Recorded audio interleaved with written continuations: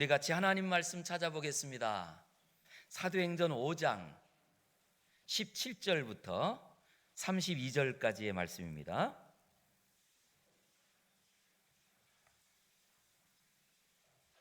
사도행전 5장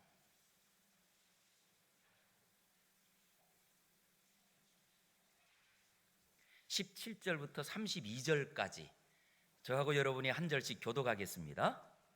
대제사장과 그와 함께 있는 사람, 즉 사두개인의 당파가 다 마음에 시기가 가득하여 일어나서 사도들을 잡아다가 옥에 가두었더니 주의 사자가 밤에 옥문을 열고 끌어내어 이르되 가서 성전에 서서 이 생명의 말씀을 다 백성에게 말하라 하매 그들이 듣고 새벽에 성전에 들어가서 가르치더니 대제사장과 그와 함께 있는 사람들이 와서 공회와 이스라엘 족속의 원로들을 다 모으고 사람을 옥에 보내어 사도들을 잡아오라 하니 부하들이 가서 옥에서 사도들을 보지 못하고 돌아와 이르되 우리가 보니 옥은 든든하게 잠기고 지키는 사람들이 문에 서 있으되 문을 열고 본즉 그 안에는 한 사람도 없더이다 하니 성전 맡은 자와 제사장들이 이 말을 듣고 의혹하여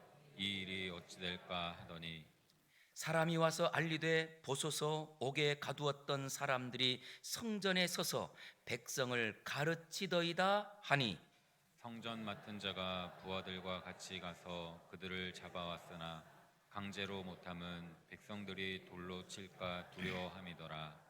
그들을 끌어다가 공회 앞에 세우니 대제사장이 물어 이르되 우리가 이 이름으로 사람을 가르치지 말라고 언금하였으되 너희가 너희 가르침을 예루살렘에 가득하게 하니 이 사람의 피를 우리에게로 돌리고자 함이로다. 베드로와 사도들이 대답하여 이르되 사람보다 하나님께 순종하는 것이 마땅하니라. 너희가 나무에 달아 죽인 예수를 우리 조상의 하나님이 살리시고 이스라엘에게 회개함과 죄 사함을 주시려고 그를 오른손으로 높이사 임금과 구주로 삼으셨느니라. 우리는 이 일의 증인이요 하나님이 자기에게 순종하는 사람들에게 주신 성령도 그러하니라 하더라. 아멘. 이 수요일 날 말씀을 전하는 것이 벌써 2주 지나고 이제 3주째. 그래서 우리 앞부분에 대한 것을 짧게 소개한다면 앞부분에 초대교회가 막 부흥을 하면서 그때 바나바라고 하는 사람이 자기의 소유를 다 팔아가지고 교회에 바치고 그것으로 가난한 사람도 세우면서 교회를 세우는 일을 보니까 사람들이 다 존경하고 그리고 사람들이 다 귀하게 여기는 거예요. 이걸 보고 부러워하는 것이 우리 세상에서는 부러우면 진다고 그러잖아요. 근데 부러움이 무엇을 만드느냐? 시기와 질투를 만듭니다. 나도 저 자리에 올라갔으면 좋겠는데 그래서 아나니아와 삽비라도 자기의 재산을 팔아서 그것을 헌금합니다. 그런데 헌금하면서 자기의 소유를 다 판 중에 일부는 감추고 그리고 그것을 교회에 바치면서 뭐라고 하느냐? 이게 전부입니다. 그때 사도가 묻습니다. 이게 진짜 전부냐? 그랬더니 네. 사람들을 속이고 그리고 하나님을 속이고 오히려 자기를 높이려고 하다가 결국 이 두 사람이 그 자리에서 다 즉사해서 죽죠. 이 일로 말미암아 일대가 혼란스럽게 됐습니다. 교회 안에 얼마나 큰 위기가 닥쳤을까요?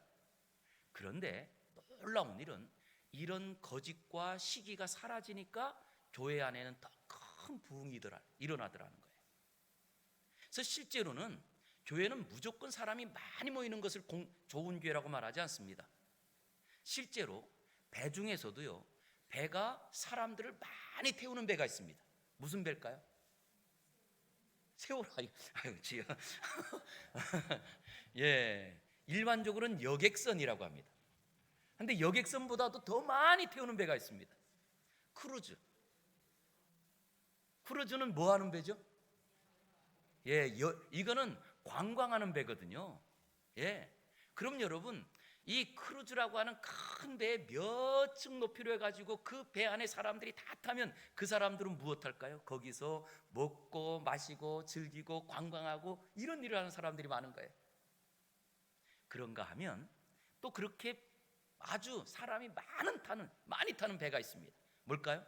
항공모함. 항공모함에 탄 사람들은 뭐 할까요? 관광하러 다닐까요? 아닙니다. 예, 함장과 그리고 또한 이 지휘관들의 말에 의해서 일사불란하게 그들은 전투 준비를 하고 그리고 또한 그 배를 통하여서 나라를 지키는 일합니다. 교회는 어떤 배가 돼야 될까요? 유람선일까요? 크루즈 같은? 아니면 전투함, 군함일까요? 군함, 항공모함. 이게 교회예요. 그래서 실제로 교회에 모든 사람들은 누가 돼야 되느냐? 십자가 군병이 돼야 되고, 그리고 모든 사람들은 하나님의 일꾼이 되기 위하여 하나님께서 부르신 그 교회를 전투함 같은, 아니 항공모함 같은 교회가 바로 우리 교회가 되기를 주의 이름으로 축복합니다. 그랬더니 이 항공모함 같은 이 큰 배 안에는요, 그 많은 사람들이 다 타서 무엇 하느냐? 명령 하나에 일사불란하게 싹 움직여요. 이 이야기가 오늘 우리 지금 이 초대교회가 어떤 일을 만났느냐라고 했더니 처음에는 점점 사람들이 모이다 보니까 각계각층에서 다양한 사람들이 모입니다. 그러니 그 교회라고 하는 공동체 처음에는 예루살렘에 있는 120명의 성도였지만 120명의 성도에서 3,000명, 5,000명 늘어날 때 여기에 오순절에 올라왔던 각처에서 있던 사람들이 이 성령의 은혜를 받으면서 전도받고 그들이 세례받고 모이는 그 자리에 교회가 마치 어떤 교회였느냐라고 했더니 유람선 같은 교회가 됐던 거예요. 그 교회가 언제 전투함 같은 교회로 바뀌었느냐라고 했더니 아나니아 삽비라 사건이에요. 그래서 여러분 기억하시기 바랍니다. 교회의 위기는 거꾸로 다시 한번 하나님 말씀으로 새롭게 세워지는 기회가 된다는 것을 믿으시기 바랍니다. 이 눈을 가지고 있는 분들은요, 오히려 교회 안에 어떤 마치 아나니아 삽비라가 그 하나님께 연보하고 헌금 드렸던 자리에 오히려 그 사람들이 즉사했잖아요. 얼마나 충격적인 일일까요? 저주야 저주, 교회 안에 저주가 있어, 이렇게 말할 수 있지 않을까요? 그런데 오히려 그들이 그것을 보면서 다 긴장하고 그리고 사도들의 말에 집중하더라. 그랬더니 놀라운 일은 그 초대교회가 더 건강해지고 그리고 더 항공모함처럼 든든한 교회가 됐다는 거예요. 그런데 여기서 문제입니다. 우리가 생각할 때는 이렇게 사탄의 시험도 통과하면서 튼튼하고 부흥하는 교회가 된 것으로 끝나면 좋은데 여기서 끝이 아니고 사탄은요, 그 자리에도 계속 끝까지 공격합니다. 오늘 이야기는 그 이야기입니다. 그랬더니 오늘 본문 먼저 제일 앞부분에 보니까 17절에 보니까 대제사장과 그와 함께 있는 사람 즉 사두개인의 당파가 다 마음의 시기가 가득하여 일어나서 사도들을 잡아다가 옥에 가두었더니, 우리가 볼 때는 이런 위기가 지나가면 이제는 따뜻한 봄날이 오고 좋은 겨울이 지나면 이제는 우리에게는 은혜가 넘칠 줄 알았는데 웬걸요? 은혜가 막 넘치려고 하는 그 자리에 찬물을 확 끼얹으면서 이 사두개인들이 다 모여서 사도들을 갖다가 옥에 가두는 사건이 일어납니다. 그래서 우리 사랑하는 성도님들, 오늘 이야기에 대한 것, 그 가운데 쭉 긴 이야기 어떤 이야기입니까? 그래서 그들을 옥에 가두었는데 천사가 그들을 옥에서 열어주면서 너희는 가서 복음을 전하라. 그랬더니 이 사도들이 옥에 갇혔습니다. 그것도 지금 이 사두개인들과 함께 거기에는 대제사장도 나오고 그리고 공회원이 나온다고 하는데, 이미 제가 말씀드렸던 것처럼 이 공회라고 하는 것은 요즘에 국회를 말합니다. 국회 안에서 완전히 이들을 얽어매기 위해서 옥에 가두었는데도 불구하고 하나님의 사자가 그 옥문을 열어주었더니 이 사도들이 한 일은 도망가서 숨는 일이 아니고 거꾸로 모든 사람들이 볼 수 있는 성전에 가서 복음을 전하더라는 거예요.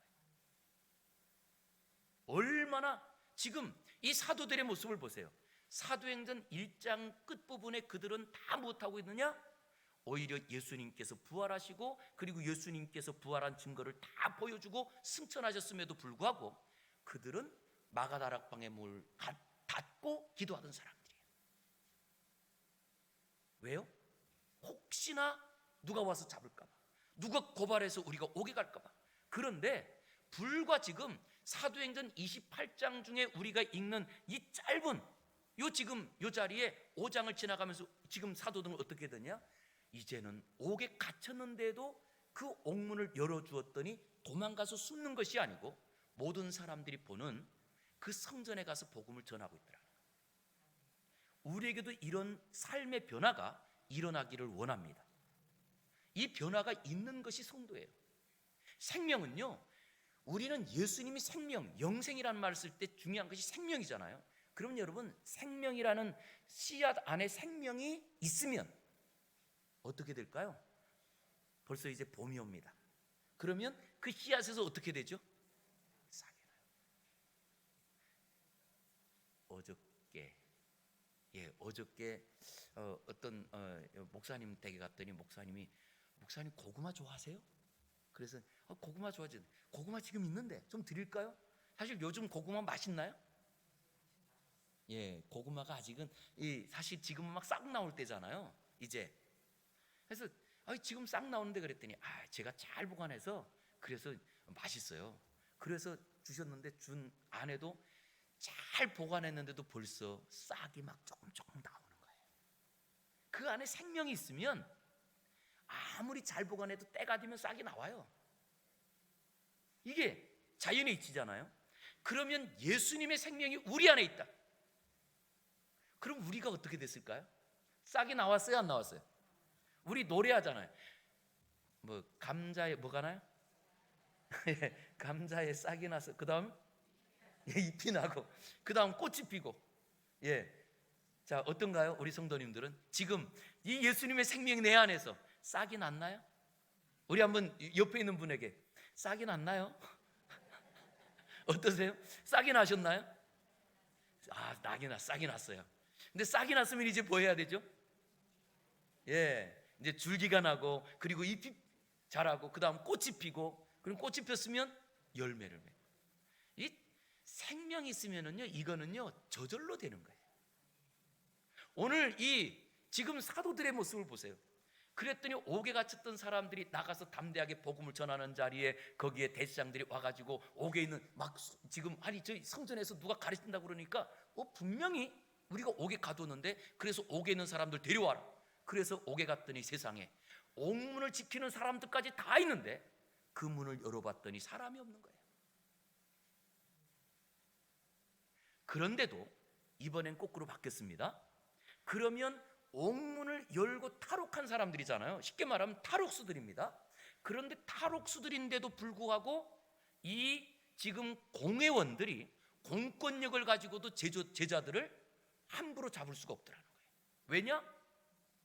그것을 보고 있는 눈이 많아서. 그리고는 그들을 다시금 산에 들인 공회로 데리고 와서 그 다음에는 예수님의 이름을 증거하지 못하게 합니다. 오늘 이야기가 그런 이야기예요. 그런데 그런 이야기 중에 지금 우리가 해야 되는 것은 무엇이냐라고 했더니 실제로 우리의 삶에도 위기를 통과하고 이제는 생명의 싹이 나고 그 싹이 나는 자리에도 여러분 어떤가요? 바람이 불죠. 그리고 또한 비도 오죠. 이것처럼 우리의 삶에도 이런 위기가 닥칠 때 저와 여러분은 누구로 살아야 되느냐? 믿음으로 살다가 위기가 닥쳐왔지만 위기를 이긴 자리에도 또 시련이 찾아오고 또 위기가 찾아올 때 우리는 어떻게 살아야 되느냐라고 하는 거예요. 그것을 오늘 본문 32절에 마지막 절에서 이렇게 말합니다. 우리 32절 보겠습니다. 시작. 우리는 이 일의 증인이요 하나님이 자기에게 순종하는 사람들에게 주신 성령도 그러하니라 하더라. 아멘.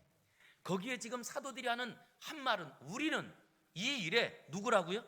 증인이요. 증인이요. 그래서 제가 오늘 설교 제목은 증인의 길입니다. 증인의 길. 하나님이 우리를 부르신 자리는요, 증인으로 부르신 거예요. 그리고 우리는 지금 어디에 서 있느냐? 증인의 길을 걸어가고 있는 사람들입니다. 그러면 우리가 이 증인의 길을 걸어가는 자리에 증인은 누구냐라고 했더니 증인이라는 말을 원어로 보니까 마르티스라고 썼거든요. 마르티스를 영어로 딱 번역을 하면 뭐가 되는 줄 아세요? 영어로는 몰터. 근데 몰터라는 말은 이것은 증인이라는 말보다는 순교자로 번역을 합니다. 순교자. 우리는 이 일의 순교자예요. 그랬더니 여러분, 증인과 순교자는 우리 한국 용어는 같아요, 달라요? 달라요. 예. 그래서 우리가 이 시간에는 증인이라는 말을 증인이라고 우리는 보았는데 원어적으로 보니까 이것이 순교자다? 그러면 이게 무슨 말이지? 라고 했더니 이런 말이 되는 거예요. 말대로 사실은 증인은 누구냐? 자기 생명을 바치고 자기의 피를 흘리면서도 이 사실을 끝까지 고수하는 사람. 그러니까 증인으로서 자기의 생명을 바치고 피를 흘리기까지도 이 진리를 고수하다 보면 결국 마지막은 뭘까요? 죽음이죠. 그래서 목숨 걸고 이 진리를 사수하는 사람, 목숨을 담보로 이 진리를 지키는 사람, 이 사람이 증인이라는 말이에요. 증인. 그랬더니 그 증인으로 말미암아 우리가 복음을 얻었습니다. 그래서 우리나라에 복음을 전한 대표 선교사님을 소개한다면 토마스 선교사인 거예요. 근데 토마스 선교사님은 28살에 이분이 제너럴 휴먼호, 우리나라 그때 구한말에 이 쇄국 정책을 쓰면서 외국 문물을 받아들이지 않을 때, 그때에 이분이 통역사로 그 배에 타요. 그리고 이 제너럴 휴먼호는 군함이 아니고 상선이었거든요. 그래서 무역을 하기 위해서 이 배가 왔는데 이 배에 실제로 통역하는 사람이 없어서 통역사를 구했어요. 우리나라 주변에서. 그분이 어디에서 조선말을 배웠는지 아세요? 토마스 선교사가 보통 그 당시에는 이제 국제 무역을 하는 항구가 어디였냐면 우리 연안부두가 아니고 제물포까지 들어왔었고요. 제물포와 함께 그 제물포다 위에 강화도도 이제 항구였거든요. 그런데 이 강화도에도 관군들이 있고 그러다 보니까 외국인들이 육지로 우리나라 지금 이 내륙으로 들어오지 못해서 대부분 섬에 머물러 있었어요. 그럴 때 토마스 선교사님이 어디에서 조선말을 배웠을까? 제가 지금 이렇게 계속 말하는 이유는 어디서요? 그렇지. 역시 눈치가 빠르신 분들은.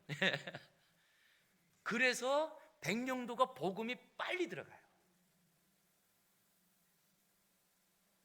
그러니까 여러분, 백령도 사람이라고 무시하지 마시라고요. 청평, 우리 청평에 제일 먼저 세워진 교회가 우리 교회잖아요. 77년. 우리 백령도에서는 한 70년 됐다 그러면 아이고 교회가 좀 됐구만 그래요. 왜냐 100년 넘은 교회가 몇 개가 있으니까. 130년 되고 이런 교회가 있으니까. 그런데 제가 지금 그렇게 해서 조선어를 이 토마스 선교사가 배웠는데 아주 짧게 배웠죠. 그렇지만 그걸 가지고 복음 전하기 위해서 그 상선에 탔다가 결국 이 평양 앞바다로 이제 들어올 때 우리나라 군인들이 포격을 하고 해가지고 그 배가, 여기는 뭐 상선이니까 무기가 없어서 불타죠. 그리고 거기서 나오는 사람들을 그냥 나올 때 그냥 거기서 다 그냥 죽여버리잖아요. 그때 토마스 선교사님이 그때 순교하면서 성경책을 한 권을 던져줘요. 그 성경책 한 권으로 평양에 부흥이 일어나기 시작하는 거예요. 그게 우리나라입니다. 그러기에 실제로 여기에도 지금 무엇으로요? 우리는 이 일의 증인이라, 우리는 이 일에 목숨 걸었노라, 이런 말이거든요. 그런데 바로 그 일들이 어디서 일어나느냐라고 했더니 우리는 증인이라고 할 때, 자, 이 일의 증인이라고 그랬잖아요. 어떤 일의 증인이요? 어떤 일에? 예수님께서 당신들이 모함하고 거짓 증인으로 예수님을 십자가에 못 박아 죽였지만 하나님께서 예수님을 살리셨느니라. 우리는 이 일의 증인이요. 하나님께서 부활하신 예수님을 임금과 구주로 삼으셨느니라. 바로 우리는 이 일의 증인이에요. 그러면 이 일의 증인은 죽음의 증인이에요, 부활의 증인이에요? 부활의 증인이라는 거예요. 그런데 부활의 증인으로서 우리가 부활을 증거하는 사람, 이 사람이 바로 오늘 우리는 이 일의 증인이요라고 할 때 이 사도들의 고백은요, 우리는 예수님께서 죽으신 자리에 하나님이 살려 우리의 구주가 되게 하시고 우리의 임금이 되게 하신 바로 이 일의 증인입니다. 즉 죽음으로 부활을 증거하는 사람. 그러니 바로 이 일의 증인이라고 하면 부활을 증거하는 사람은 무엇으로 사느냐? 죽음으로 부활을 나타내는 거예요. 그래서 순교라고 하는 말 안에는 무엇을 담고 있는 말이냐? 나의 신앙의 고백을 담고 있는 말입니다. 우리는 보통 순교 그러면 핍박당해서 안타깝게 목숨을 잃어버린 사람, 이렇게 생각해요. 그런데 왜 그러면 내가 죽음의 위기 가운데도 그것을 포기하지 않고 이 죽음을 당당하게 맞이할 수 있느냐? 이러면 이유는 딱 하나예요. 내가 예수님의 부활을 믿거든요. 그래서 순교라고 하는 것은 나의 믿음을 내 삶으로, 아니 정확하게는 나의 죽음으로 드러내는 거예요. 그리고 그러기에 이 순교는 증인의 가장 고귀한 삶인 거예요. 그래서 성경에서는 하나님께서 순교자의 피를 가장 귀하게 여기느니라 라고 말한 거예요. 고난받는 자를 귀하게 여긴다는 말이 아닙니다. 이 말은 고난받는 자를 귀하게 여긴다는 말이 아니라 예수님의 부활을 믿기에 그 믿음을 자기의 삶에, 자기의 마지막 죽음을 던지면서도 이 부활을 믿는 그것을 귀하게 여긴다는 말이에요. 그러기에 저는 오늘도 우리가 다시 한번 예수님의 부활을 믿는다면, 우리가 해야 될 일이 있다고 한다면 그 길은요, 예수님의 부활을 믿기에 이제는 그 부활을 믿음으로 어떻게 살아야 될까요? 앞으로 고난이 찾아와도, 아니면 다른 사람들이 어떤 고난의 자리에 있을 때에도 우리는 그것을 오히려 감사하면서 묵묵하게 걸어가는 이 사람을 증인이라고 말합니다. 저는 우리 모두가 예수님의 부활을 믿기에 이제는 나는 부활을 믿습니다라고 말하면서도 조금이라도 손해가 나는 일에는 우리가 깜짝 놀라고 오히려 아니요 펄쩍 뛰는 사람이 아니라 괜찮아요 라고 하면서 오히려 그 자리에 순교자의 정신으로 증인의 길을 걸어가는 우리가 되기를 주의 이름으로 축복합니다. 그 증인의 길의 현장이 첫 번째가 어디예요? 현장의 첫 번째가 가정이에요. 가정. 교회는 계속 말합니다. 교회는 순교의 연습장. 연습이 잘 되면, 교회에서 내가 죽음으로 사는 연습이 잘 되면 가정에 가서 잘 살 수 있을 거예요. 그런데 이 연습이 안 되면 교회에서는 하는 척하고 있다가 가정으로 가는 순간 내 뜻대로 내 마음대로 살지 않을까요? 그래서 혹시 우리 가정이 지금도 지옥 같아, 거기에 남편을 뭐라고 하지 마시고요, 아내분을 뭐라고 하지 마시고 내가 먼저 증인의 삶을 사시기를. 예수님이 먼저 십자가 지심으로 우리가 구원받은 거거든요. 먼저 증인의 삶을 사는 한 사람이 필요한데, 그 사람이 오늘 수요일에 나온 이 말씀을 듣는 그분이 해야 될 책임이 있다는 것을 믿으시기 바랍니다. 혼자 나오신 분들은 손해예요. 그래서 같이 나왔으면 둘이 같이 해야 되는데 혼자 나왔으면 내가 해야 되니까. 예? 자, 우리 모두, 우리 한번 옆에 있는 분들에게 한번 이야기하겠습니다. 바로 당신이 증인입니다. 당신이 증인입니다. 그래서 부활을 믿기에 그 부활에 대한 신앙을 가지고 내가 먼저 죽음으로써 이 부활의 신앙을 보여주는 증인의 길을 걸어가기를 주의 이름으로 축복합니다. 그랬더니 실제로는요, 이 증인의 길은 누가 걸어가느냐라고 했는데, 거기에는 반드시 그분을 사랑하는 마음이 있어야 걸어가요. 그래서 우리가 결혼하기 전에도 그런 말 하잖아요. 아니 결혼하고 나서도 그런 말 하나요? 결혼하기 전에는 내가 하늘에 가서 별도 따다 드리겠습니다. 근데 여러분, 별 따다 주신 남편이 있던가요? 결혼하기 전엔 그 말을 하는데, 예? 근데 그게 무슨 말일까요? 그건 내가 당신을 사랑합니다라고 하는 고백이잖아요. 그러게 실제로 가정 안에서 먼저 죽는다는 것은 내가 당신을 먼저 사랑하고 내가 당신을 더 사랑합니다 라고 하는 고백이에요. 그런데 신기한 것은요, 그 사랑을 받으면 사람이 녹더라고요. 그 사랑을 받으면 그 안에 그 사랑이 다시금 싹트더라고요. 그래서 사랑은 언제나 먼저 하는 겁니다. 예수님이 먼저 십자가 지심으로 우리가 나음을 받았고, 하나님께서 내가 나를 사랑한 것이 아니고 내가 너를 사랑해, 사랑은 여기 있으니 내가 너희를 사랑했노라, 그 사랑으로 우리가 살은 거거든요. 그래서 오늘도 이 수요일 저녁에 있습니다. 저는 그러기에 다시 한번 우리가 정말로 예수님을 사랑하는 증인 되어서, 나는 세상에 그 어떤 것보다 예수님을 사랑합니다, 이 사랑의 그 삶이 증인의 삶으로, 내 삶을 포기해도 괜찮은 삶으로 드러나는 증인의 길이 우리에게 있기를 원합니다. 그런데 이렇게 사랑해도요, 꼭 필요한 게 있어요. 사랑해도 무엇이 필요하냐? 용기가 필요합니다. 그래서 그 용기가 없는 사람은 이런 말을 합니다. 마음은 원인데 뭐라고요? 이거는 용기 없는 사람들이 하는 말이에요. 용기 있는 사람은 마음이 원이면 하지. 그렇잖아요. 마음이 원인데 육신이 약해서. 그럴 때 실제로 우리가 정말 사랑하면 그러면 무엇하느냐? 라고 했더니 그 길을 걸어가요. 그래서 반드시 증인은요, 비겁한 사람은 증인이 될 수가 없습니다. 우리가 보통 증인, 우리 보통 교통사고 났을 때 보면 그 옆에다 이렇게 딱 현수막이 걸려 있잖아요. 뭐라고 걸려 있나요? 증인을 찾습니다? 아니요, 목격자를 찾습니다. 보통 일반적으로, 그죠? 목격자를 찾습니다. 그런데 목격자를 찾습니다라고 해서 이렇게 딱 하면 뭐 살해도 하겠습니다 이렇게 써놔도 일반적으로 목격자가 잘 안 나타난대요. 왜 그럴까요? 첫 번째, 귀찮아서. 두 번째, 혹시나 내가 증언했다가 다른 사람한테 피해를 입을까 봐. 혹시 다 무엇하기 위함이냐라고 했더니 자기를 생각해서 못한다는 거예요.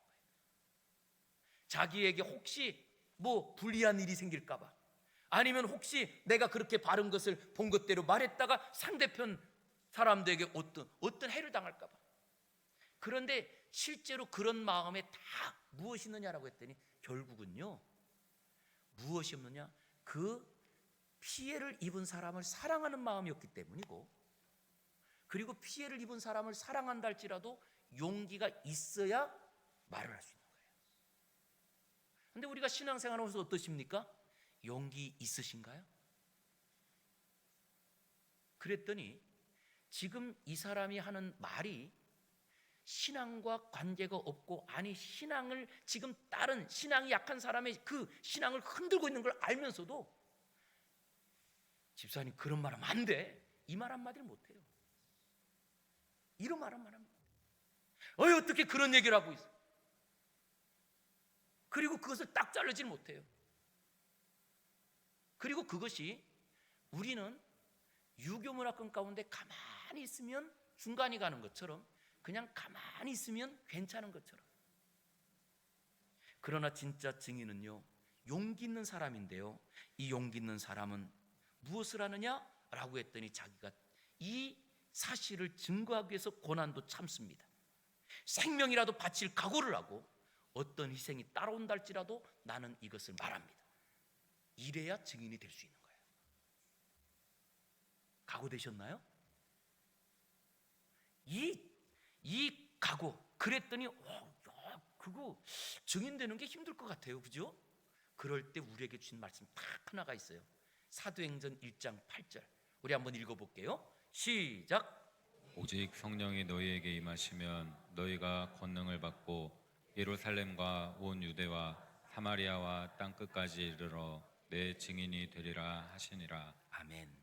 여기에 보니까 내 증인이 어떻게 된대요? 되리라라고 할 때 이 되리라라고 하는 이 단어가 이 용법을 보면 자동사예요. 자동사. 자동사라는 것은 저절로 되어진다는 거예요. 내가 노력하고 애써가지고 되는 게 아니고요, 저절로 되어진다는 거예요. 우린 그런 것, 우리 자동사, 이 이 자동으로 된다. 그럼 뭐래요? 오토라고 해요. 오토매틱. 저절로 된다는 거예요. 그랬더니 요즘은 자동차가 그런 자동차가 많대요. 그냥 버튼 하나만 눌러놓으면 알아가지고 쫙 그냥 길을 따라가지고 가는 차. 예? 뭐라고요? 자율주행. 예, 알아서. 근데 이것처럼 그게 스스로 간다는 거예요. 무엇하면 되느냐라고 했더니 오직. 자, 1장 8절 다시 한번 보여주세요. 오직이라는 것은 한 개요, 두 개요? 딱 한 개. 하나밖에 없는데 어떻게 그게 가능하냐라고 했더니 성령이 너희에게 임하시면. 너희가 무엇을 했대요? 그럼 이 권능은 뭘까요? 그랬더니요, 이 권능에 대한 것을 많은 분들이, 이 문자적인 것은 dynamis라는 말로 폭발적인 힘 뭐 이런 거거든요. 그런데 폭발적인 힘 가운데 가장 큰 힘이 뭔지 아세요? 세상에서 가장 큰 힘, 다이너마이트. 예, 다이너마이트처럼 우리의 삶에 이걸 무엇으로도 막지 못하는 힘이 있어요. 세상 가운데서, 이건 세속적인 용어예요. 제가 세속적인 용어인데, 그 사람은 못 말려. 도대체 저 사람은 못 말려. 어떤 사람? 배째라. 이 사람을 뭘로 말려요? 배째라의 다른 말이 뭐예요? 죽이라. 이 사람을 뭘로 막아요? 그런데 모든 사람은 죽음을 두려워할 때 오직 성령이 너희에게 임하시면, 그 성령님께서 무엇을 주시느냐라고 했더니 우리에게 부활을 믿게 하시더라는 거예요. 그리고 이 부활이 나의 역사적인 사실이 되더라는 거예요. 그랬더니 그 다음부터는 어떤 삶을 사느냐? 그랬더니 사도들이요, 그 전까지는 죽음을 두려워해서 문을 닫고 있던 사람들이 성령을 받고 나니까 문을 박차고 나가서 성령이 말하게 하심을 따라서 예수님께서 살아나셨습니다. 오히려 공회원들이 거짓 증인을 내세웠습니다. 막 말하기 시작하는 거예요. 죽음이 두렵지 않은 거예요. 그래서 용기가 필요한데, 용기는, 우리 성도들의 용기는 성령 충만입니다. 성령 충만 받아 하나님께서 우리의 입으로 말하게 하시고 하나님께서 우리의 삶으로 살게 하시는 것을 우리가 무엇으로 막을까요? 자, 하나님께서 겨울 동안 꽁꽁 얼었던 자리에 봄날을 주시고 막 이제 땅에서부터 이 움들이 돋아나고 싹이 돋아나는 걸, 이걸 무엇으로 막게 하시겠어요?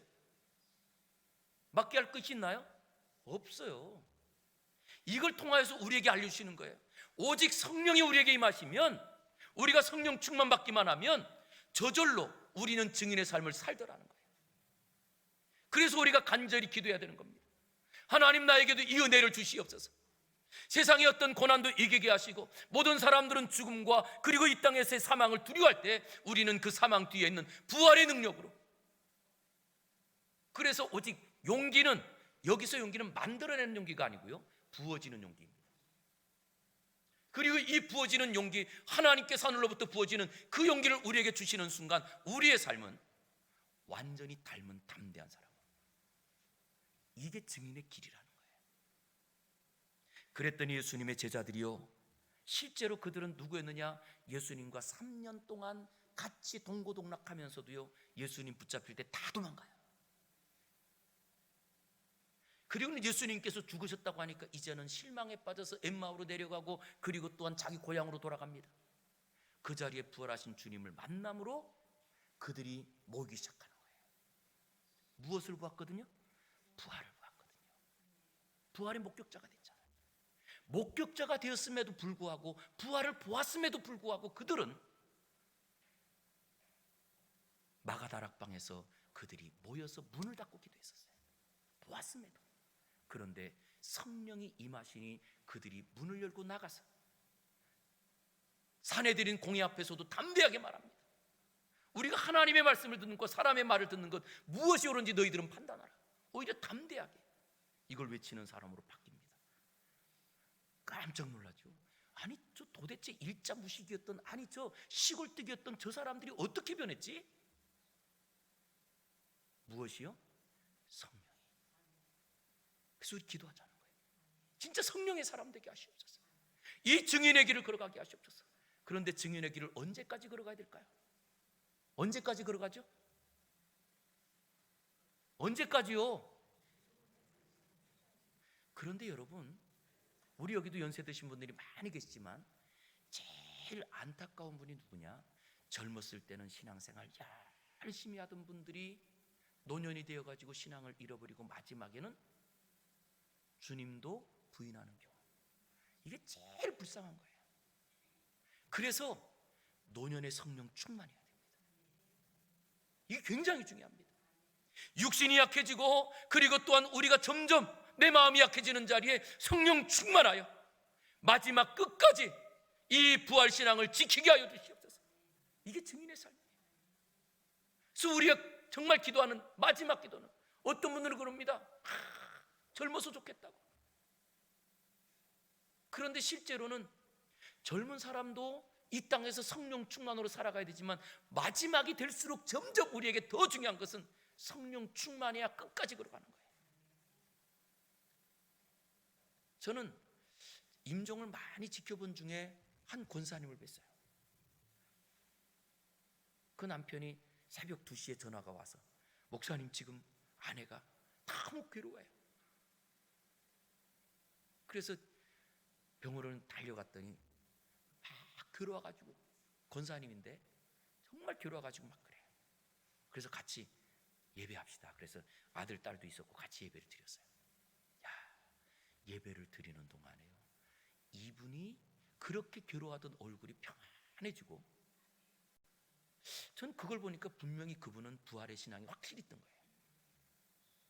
찬송하면서 평안해지고, 그리고 예배드리고, 그리고 이제 그분이 이제 좀 평안한 모습이 돼서, 그러면 저 갈게요. 뭐 새벽이었으니까 돌아오는 중에 전화가 왔어요. 목사님, 아내가 세상을 떠났어요.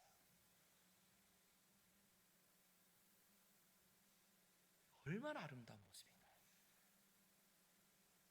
성령 충만해야 되는 이유는 젊은이뿐만 아니라, 그래서 요엘 선지자가 말하는 거잖아요. 마지막 날에 아비들이 꿈을 꾸고 자녀들이 환상을 보고 노인들이 이 하나님의 비전을 보는, 진짜 우리에게는요, 남녀노소, 아니 우리가 나이가 젊든 나이가 들었든 우리에게 가장 중요한 것은 성령 충만해야 됩니다. 이것만이 우리의 이 고난과 우리의 삶의 모든 문제를 이기는 힘입니다. 증인의 길, 그 증인의 길에 저와 여러분 끝까지 증인으로 드러나고 부활의 증인이 되는 저와 여러분 되기를 주의 이름으로 축복합니다. 기도하겠습니다. 거룩하신 아버지 하나님, 오늘도 이 3일 저녁에 우리를 불러주시고 하나님의 말씀을 들으며 다시 한번 내가 예수님의 증인 되길 원합니다 사모하게 하시고, 이 사모함을 가지고 아버지 오늘도 간구하게 하시니 감사합니다. 마지막 주님 부르시는 그날까지 아버지 복음으로 살며 증인의 길을 걸어가며 마지막 이 죽음으로 우리의 믿음을 드러내는 순교자의 삶을 사는 성도들 되게 하여 주시옵소서. 예수님 이름으로 기도 올리옵나이다. 아멘.